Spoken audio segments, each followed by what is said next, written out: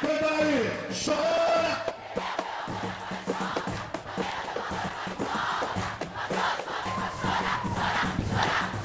Olha, gente, muito obrigado.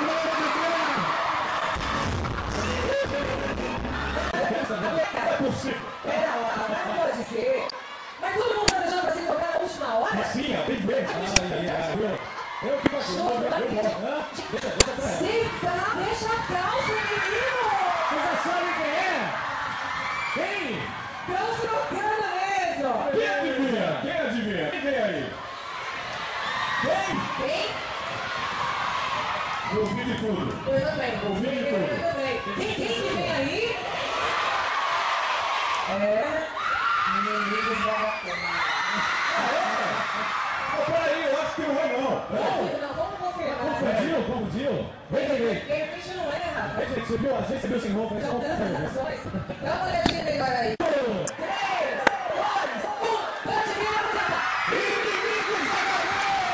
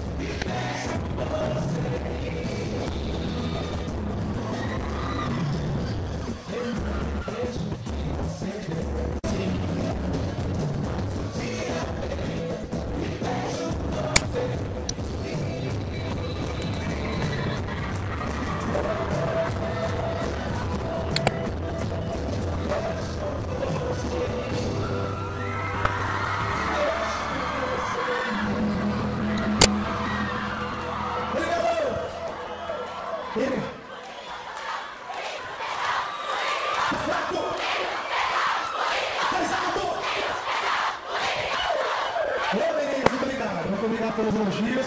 Eu tenho certeza que são para todos nós aqui em cima do palco. Eu quero dizer que vocês são os cosmos do missionário. Eu não posso ter oportunidade. Vai lá em casa depois, sabe?